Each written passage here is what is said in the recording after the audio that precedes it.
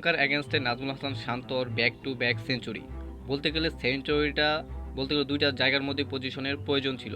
কারণ হচ্ছে যখন মুশফিকুর রহিম এবং শান্ত দুজনেই পার্টনারশিপ এবং লিটন কুমার দাস এই তিনজন বাদে অন্য কেউ দাঁড়াতে পারছিল না শ্রীলঙ্কা বোলারদের সামনে।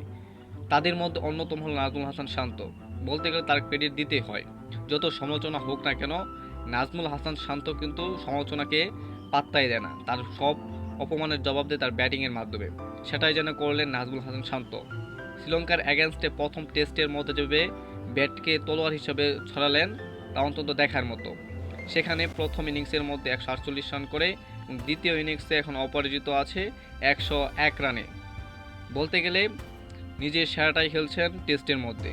দেখেন ওয়ানডে থেকে তিনি তাকে না জানিয়েই অন্যকে ক্যাপ্টেন ঘোষণা করা। এছাড়া নাজমুল হাসান শান্ত কিন্তু আরেকটা অন্যতম বিশ্ব সেরা রেকর্ড করে ফেললেন। কারণ হচ্ছে 16তম ক্যাপ্টেন হিসাবে প্রথম এবং দ্বিতীয় ইনিংসের মধ্যে সেঞ্চুরি করলেন, যা ইতিহাসের মধ্যে রিকি পন্ডিং, সচিন তেন্ডুলকার এবং বড় বড় প্লেয়াররা এই সাথে যুক্ত আছে। সেখানে নাজমুল হাসান শান্ত নিজের নামটা লেখায় নিলেন। বলতে গেলে সমালোচনার জবাব কিন্তু ইতিহাস গড়ে দিচ্ছেন নাজমুল হাসান শান্ত। আর এই সেঞ্চুরিটা হচ্ছে নাজমুল হাসান শান্তর 7ম সেঞ্চুরি বলতে গেলে টেস্টের মধ্যে।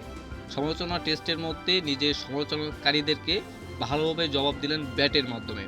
হ্যাঁ, এমনটাই হওয়া উচিত প্রতিটা ক্রিকেটারের। নাজমুল হাসান শান্তর কাছ থেকে স্বীকার করা উচিত, প্রয়োজন। কারণ কোনো প্রশ্নের জবাব তিনি কথা মুখে নয়, সব খেলার মাধ্যমে দিবে। সেলুট, নাজমুল হাসান শান্ত দুর্দান্ত পারফর্ম করছেন। পরবর্তী ম্যাচের জন্য স্বাগতম রইল।